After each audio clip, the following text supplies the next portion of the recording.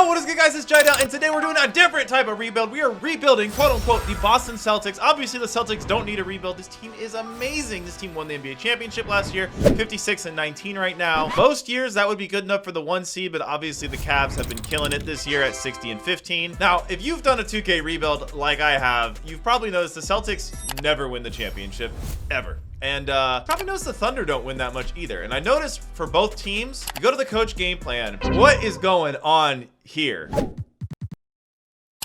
Okay, I feel like if you watch a Celtics game, you know they are not a conservative defense. They are very aggressive. This team protects the paint extremely well, and they are a great rebounding team, largely because of Jason Tatum, but also just they got big guys. We're gonna get Joe Mazzulla to coach properly. So the goal of this video is to three-peat with the Boston Celtics. They've already won the first one. We have to win the next 2, but on addition to that, we have another challenge, which is set this team up for future success. I also want us to play through Jason Tatum. Our man has been evolving pretty good. Tatum this year is averaging a career high in assists. He is still a great rebounder, almost 9 a game, which is pretty good. Now, I wish Tatum would settle for 3-pointers a little bit less. My man has never shot 50% from the field, and that's mostly because he is just taking so many threes, and a lot of them are contested threes, which he doesn't need to take, let's be honest. I feel like that's the next step in his development as a star player, but this is a great team. Let's see with my coaching changes if we can get somewhere with this team.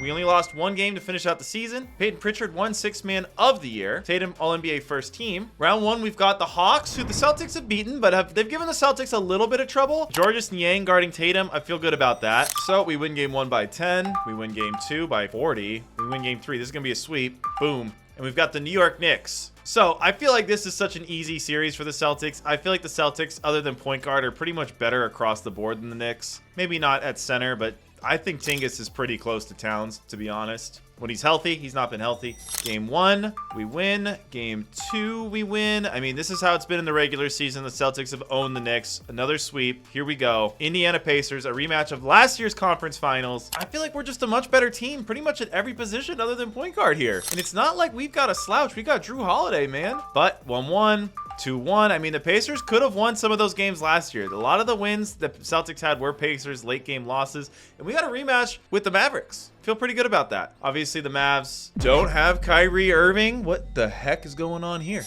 All right, game 1, we win. Game 2, we win. I mean, are we just gonna... Okay, easy part of this challenge. Done. Yeah, big thing, coaching upgrade. I don't know what is happening. And look, this is what I was saying. The Thunder lost 2-4 to this Mavericks team. And if you go play as the Thunder right now, you'll see that their coach game plan makes no sense. It doesn't say play through Shea, which is how they play in real life. But easy part of this is done. Now, can we just run it back? No, because we have a challenge to set the Celtics up for future success. Now, what do I mean by that? The Celtics just sold for $6 million. They have a new owner. And right now, the Celtics payroll is insane. Revenue, $261 million. Expenses, minus 446. Now that's because of the NBA's luxury tax. Let's operate under the assumption that the next owner doesn't want to pay such a crazy tax. So we have to rebuild this team in a way that is financially stable and consistent. So draft lottery. I don't believe the Celtics have any strong assets in this draft. Not really. We have our own pick, and that's about it. So the expiring contracts were Cornette and Craig, both frontline players. So with our 30th pick, I'm going to hope to pick a frontline player. Obviously, Cornette actually gets minutes, so probably won't pick someone getting minutes at that pick, but we do need cross-controlled contracts at the end of the first round. Cooper Flag goes to the Sixers. All right, and we are going to take Jean Beringer from France. Now, we also have the 32nd pick in the draft. We're going to snag this man, LeBron Philippe, or Philip. Who knows? So we've added some depth. We're going to bring both of these guys on. Bryce Sensabaugh here is an affordable free agent. I think this is going to be a decent bench signing for us. I feel like in the Celtics system where they're shooting a lot of threes, this guy's going to get good opportunity. I mean, 10 points a game, 42%. That's not too bad. And he is going to agree to come back. So that is a good signing for us. And other than that, we don't really have any money. So we are back-to-back champions, though. The move, obviously, you'd want to run it back. Holiday's the oldest player on the team. He's obviously the one who's most likely to decline here. Everything else is looking pretty good. Now, it is going to be really hard for the Celtics to make a true long-term competitor around Tatum and Brown because look at their salaries, $54 million, $53 million. And even Tatum's salary is a little bit misleading because it is actually going to be $58, $62, $67, $71 million. Jason Tatum is going to be a wealthy, wealthy man.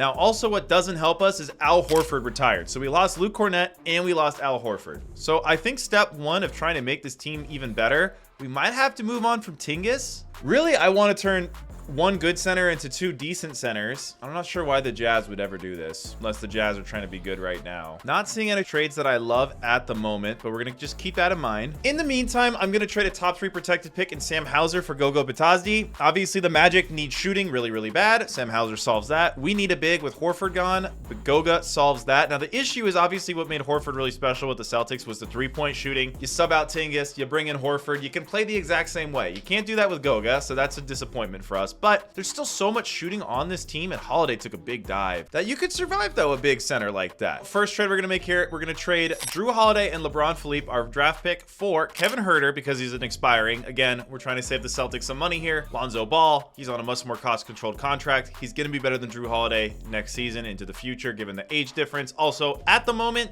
Lonzo is a better 3-point shooter, slightly worse defender. We're going to make this trade. So our starters are now Lonzo Ball, Derek White, Jaylen Brown, Jason Tatum, Kristaps Porzingis. So we switched out Holiday. On the bench, obviously, we lost both Cornette and Horford. We brought in Goga. We still have Pritchard, our 6-man extraordinaire. Bryce Sensabaugh to bring in some buckets and some shooting for Sam Hauser. Again, this guy shot 42% from 3. He can shoot. Kevin Huerter, I don't love, but we really have him here more for financial reasons than anything else. So we'll see what happens there. I think we're going to be pretty good. We're going to go to Christmas Day, where we don't have a game for some reason, even though we're the Boston Celtics and we're very good, but NBA going to NBA, and we're just killing it. 20-6 on Christmas Day. We're ahead of the Knicks, who we know we're going to beat. We're on a roll. Long term, obviously, we're here to set up the Celtics for success and go for this three-peat. The guy they'd have to re-sign is Tingis, and I think they could get him at a similar salary, because Huerter we're going to let expire. Tillman is there. For perspective on the spending of this team, we're about the same salaries as we were with Drew Holiday and all them. We're at negative $74 million in cap space. If we re-sign Porzingis to a similar deal, we're only going to be at like negative 35, negative 40 with all the team options there. We're saving the team luxury tax wise so much money, and I think we're still set up for very future success. Now the year after is going to be a little tricky too. Here we go. Let's go to the trade deadline, see if anything changes record wise. I don't think it will. I think we're going to get this three-peat here.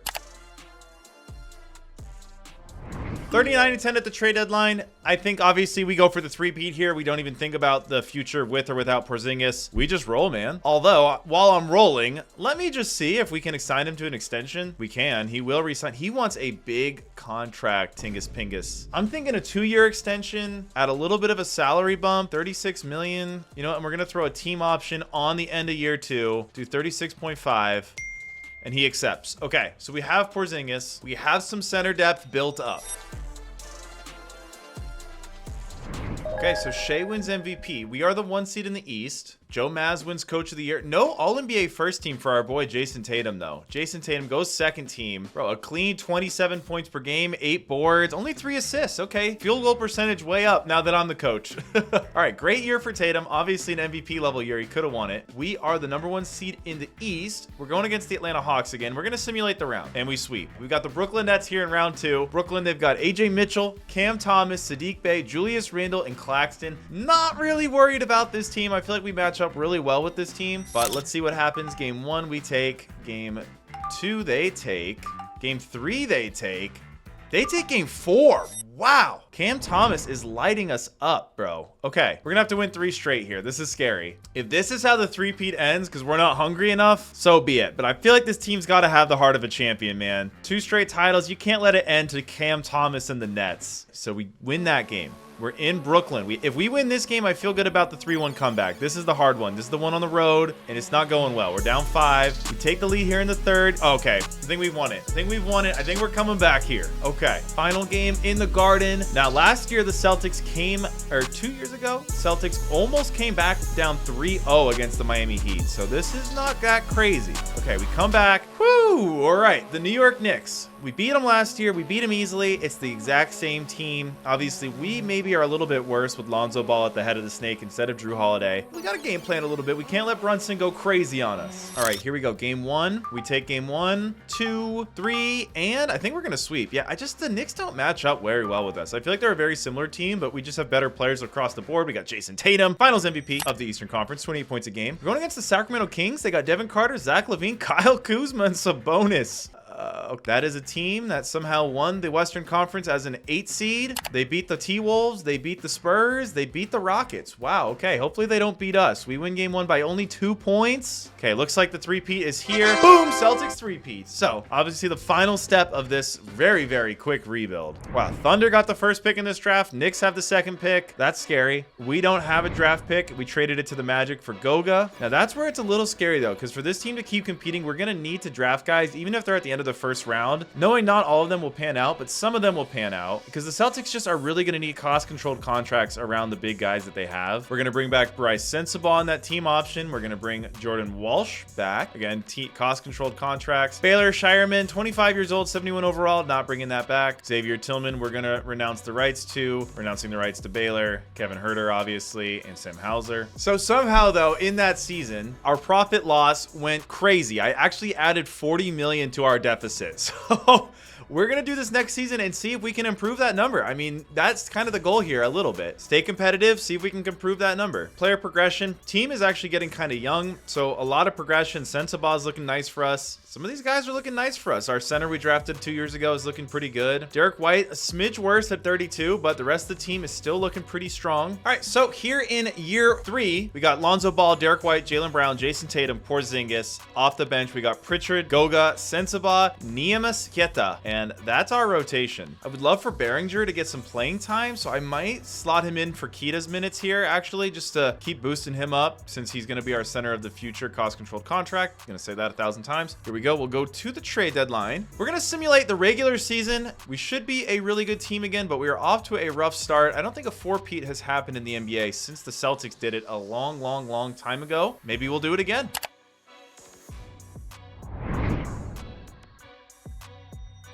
We're really struggling this year. We are 31-21, but I'm realizing it's because the coach game plan got reset, so I'm going to simulate the rest of the season. I think we're going to be pretty good.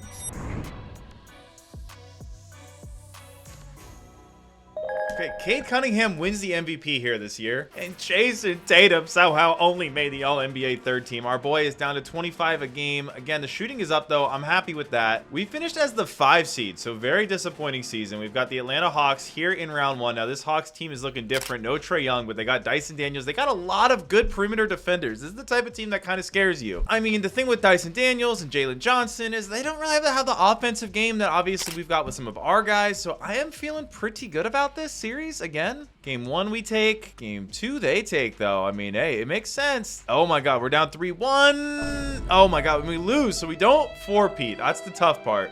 And the Raptors win the championship. Wow, behind RJ Barrett. So miraculously, I actually managed to lose more money that season because we brought in so little playoff revenue, because we just lost right away. But I am bringing down the player payroll, which is kind of my main goal as the GM. I can't control much else. We have the 24th pick in this draft, which will help bring in a cost-controlled rookie. We're going to take a guard. Obviously bringing back our rookie from 2 years ago. Well, we need to bring back Bryce Sensabaugh. But this is kind of where the Celtics are going to probably be in a couple years. You never know. Life never goes how it goes. You think it will. But at this point in this year, Jason Tatum and Jaylen Brown making over $60 million each. And if they want to bring Tingus back, they want to bring White back, it's going to be tough. In real life, I think they'll get Tingus for a better deal given his injury history. White's already on this contract. This is the final year of Pritchard under this amazing deal they have him on. And obviously rookies are going to be the way here. These two guys are on rookie deals. Center here, back to finally replace Horford and maybe Tingus at this point in the future. From here, I'm guessing the Celtics maybe do like a Jaylen Brown for assets trade, reload in 1 year, come back with a much more friendly team. But it's going to be hard to make a team that's really solid with these two guys at $60 million. Also be making money. Again, maybe the new owner will be spending as much as the old owner, but it is kind of funny. Right when the old owner built the most expensive team in NBA history, he sold the team. So that's what happened. It's interesting to see. Celtics fans, let me know what you think. Would you be happy with the team looking like this? Obviously, in this world, I'd be able to bring back Lonzo Ball, who, if he's able to stay somewhat healthy, I think fits in really good with you guys. Sensabaugh, as an off-the-ball player, we brought him in. You know, if you can get him on a contract, like a not too crazy of a contract, you got a decent squad. If you guys enjoyed this video, leave a like below. I know we didn't change the team too much. This was very a different rebuild than all the normal ones. If you guys enjoyed this video, let me know. Otherwise, click up here to watch my Memphis Grizzlies rebuild right up here. I'll see you in the next one. Peace.